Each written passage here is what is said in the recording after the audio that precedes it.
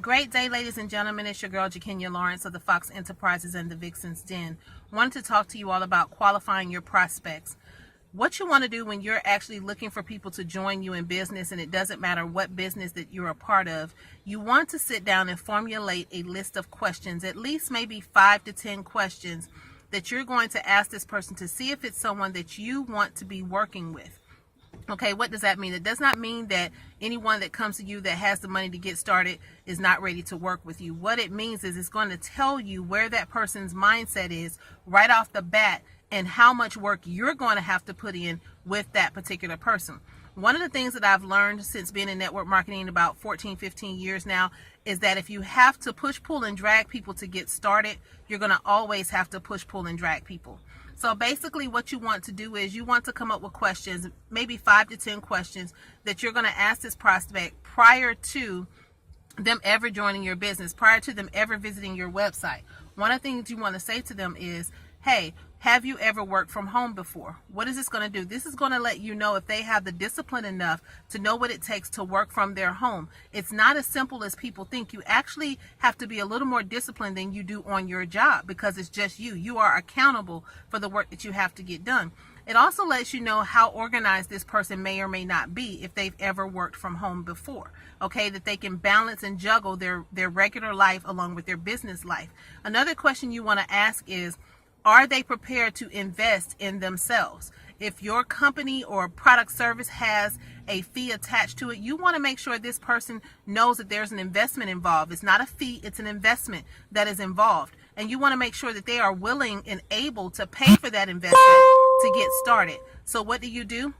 You ask them simply, are you ready to invest in yourself? And you tell them and then you ask, how much are you willing to invest for yourself? This also gives you a guideline to know if you have more than one home-based business. It allows you to see where to direct them to get started. Let's just say that person maybe only has $20, $30 to get started. Well, if you don't have a $20, $30 opportunity, this person does not work for you guys. Okay, so, and then the next question you want to ask is, you want to ask them, how many hours are you willing to commit to yourself on a regular basis to build your business? There is a commitment involved. It's going to take more than 30 minutes a day to commit to winning in working for yourself. So you want to make sure that that person is well aware that there is a commitment to this. It doesn't necessarily have to be 30 hours a week or 40 hours a week. It could be 2 or 3 hours a week. It could be 10 hours a week. It could be whatever it is, but you need to specify how many hours are you willing to spend investing in yourself? How much time are you willing to give?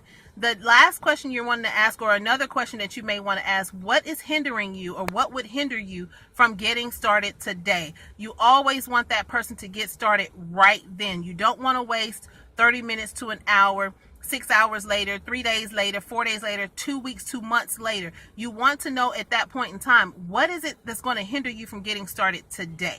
Okay, those are just a few questions that you should be asking each and every prospect before just simply giving them your website, before just simply giving them information. Qualify them first, because if you just go ahead and give them the information and they go and they look at something and they have never worked at home before, they don't have any income, it's not only going to frustrate that person, but it's going to frustrate you because you've now wasted time with giving information out to someone who's not prepared to receive it.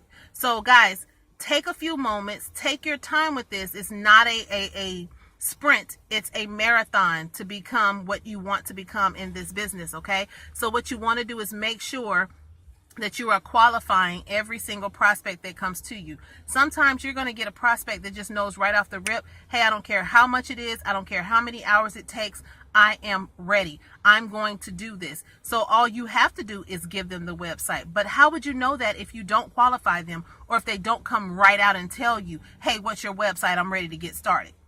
If that's the type of person that you get, great, give them your website, let them get started, and then you follow up immediately within a few minutes to make sure that they've gotten through the entire process. Now, once you've qualified that prospect and that prospect has gone through your website, your getting started guide, whatever it is that you do to get them signed up, then what you want to do is you want to follow up and see what their goals are. Make that person write down their goals, financial, personal, any type of goals they have that this business is going to help them achieve. You get them to put it down on paper. Why? Because people will continue to change things in their mind, but once it's written on paper, you can show them evidence that this is what you said. This is what you wrote in stone. Okay? And then you want to make sure that they put a date for completion on that. What is that? A goal to say, I'm going to be done at this particular time. Now, we all know that goals are set and we always put a date to them, and we want an actual date, not a month and a year, but an actual date so that they have something to work towards. And you're going to hold them accountable for that. Why? Because you are their coach at this point. You're their trainer at this point, and it is your job to help those that want to be helped get to the point where they want to be. Okay? So once they write down their goals, their financial goals, and their personal goals for your business, you want to hold them accountable for that. Make a copy of it. Give it to them. Tell them to post it around their home. Everywhere that they can visually see, it needs to be posted up. So guys, these are just a few tips that I'm giving you of things that I've learned over the last 15 years that multimillionaires have given to me, and I've utilized them throughout the industry. However, I am now putting them to so much use to where I'm not letting up the gas until I hit the point that I want to be. It is all up to you, or all up to your prospect to want to do the work. You can't push, pull, and drag them anywhere, and you got to care, but not that much. Okay, you got to care enough to get them started, put them on the right path, and hold them accountable. But if it's to a point where you're actually push, pulling, and dragging them, you simply have to let them go. You have to let them find their own way, and once they're ready to follow the system or follow instructions and follow the leader, then they will be successful. So with that, guys, being said, you all have a great day. Till next time.